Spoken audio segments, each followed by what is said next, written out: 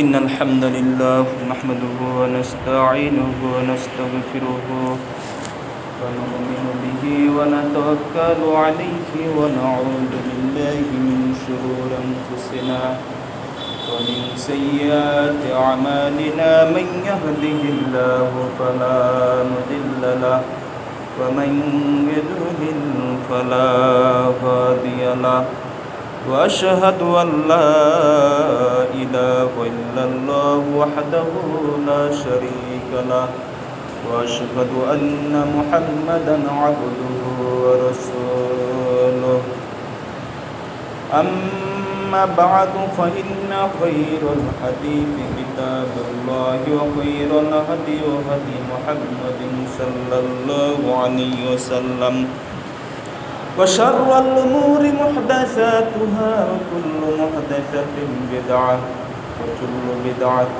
ضلالة وكل ضلالة في النار الذي أرسله بالحق بشيرا ونذيرا وداعيا إلى الله بإذنه وسراجا منيرا فقد قال الله تعالى في كلامه المجيد وفرقانه الحميد أعوذ بالله من الشيطان الرجيم يا أيها الذين آمنوا اتقوا الله حق تقاته ولا تموتن إلا وأنتم مسلمون وقال الله تعالى قل إن صلاتي ونسكي ومحياي ومماتي لله رب العالمين إني وجهت وجهي للذي فطر السماوات والأرض حنيفا وما أنا من المشركين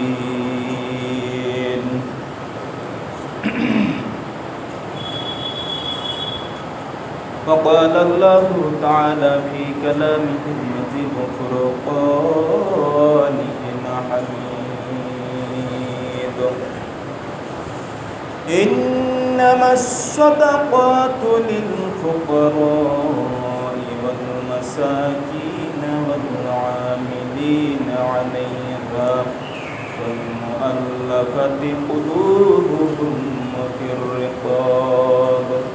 وفي الرقاب والغارمين وفي سبيل الله وابن السبيل فريضة من الله والله عليم حكيم وقال الله تعالى في شان حبيبه محمد صلى الله عليه وسلم إن الله وملائكته يصلون على النبي يا أيها الذين آمنوا صلوا عليه وسلموا تسليما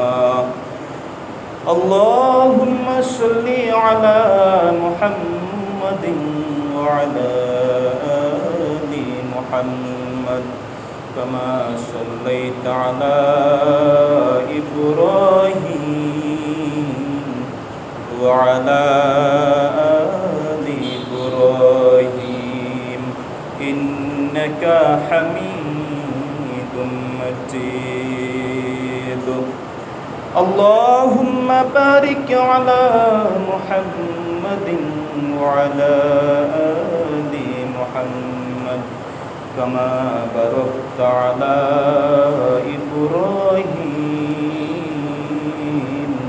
وعلى آل إبراهيم إنك حميد مجيد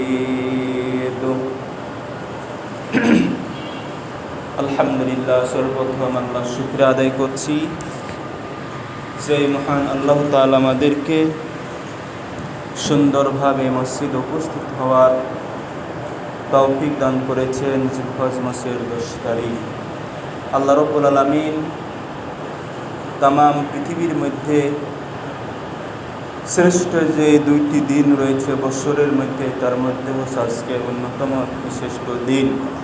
এই জন্য আল্লাহ দরবারে শুকরিয়া জ্ঞাপন করছি। আমরা সকলে করছি আলহামদুলিল্লাহ, এবং আমরা আরও শুকর আদায় করি এই জন্য যে অন্যান্য দিনে বৃষ্টি থাকে, আজকে বৃষ্টি নাই। বৃষ্টিমুক্ত অবস্থায় আল্লাহ তাআলা সুন্দর পরিবেশ উপস্থিত হওয়ার তৌফিক দান করেছেন। এই জন্য করছি আবারও আলহামদুলিল্লাহ। আরও শুকর আদায় করি যে আমি সকালে বিভিন্ন ব্যস্ততার মধ্যে, বিভিন্ন সফরের মধ্যে থেকে তারপর আল্লাহ তাআলা 1 ঘন্টা আগেই ওই মসজিদ আসার সুযোগ দিয়েছেন।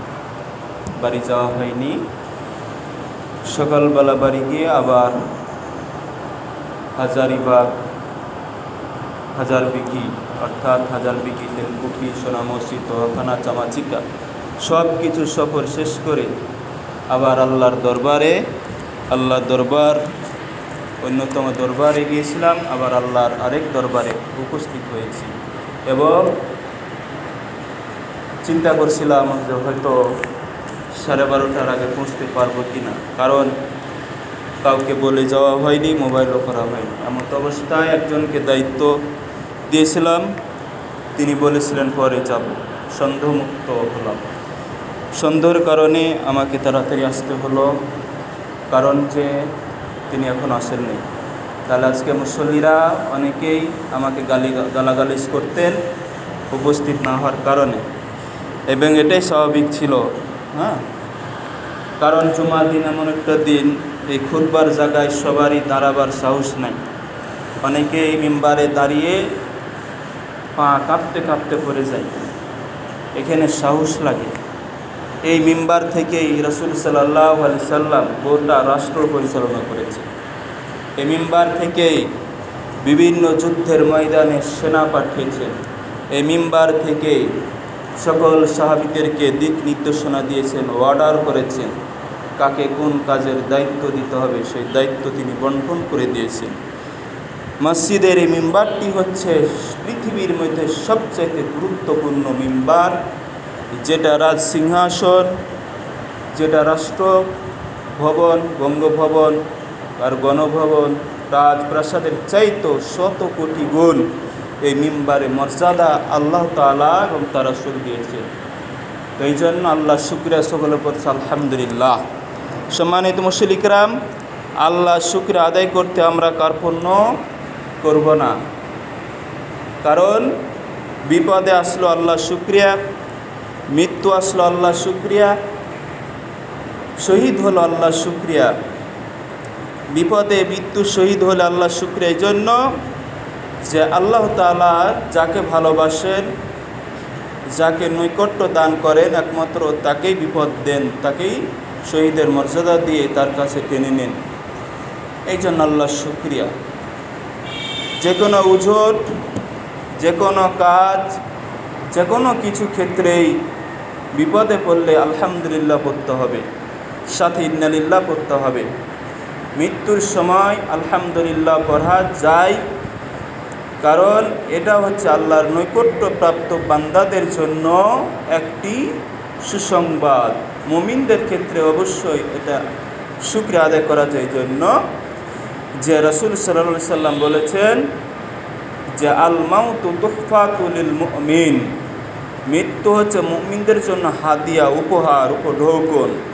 আত্মীয় স্বজনের বাড়িতে বেড়াতে গেলে যেরকম আমরা বিভিন্ন হাদিয়া নিয়ে যাই, মৃত্যুটা হচ্ছে মুমিনদের জন্য তদ্রূপ হাদিয়া। এই জন্য আল্লাহ শুকরিয়া আদায় করতে হবে।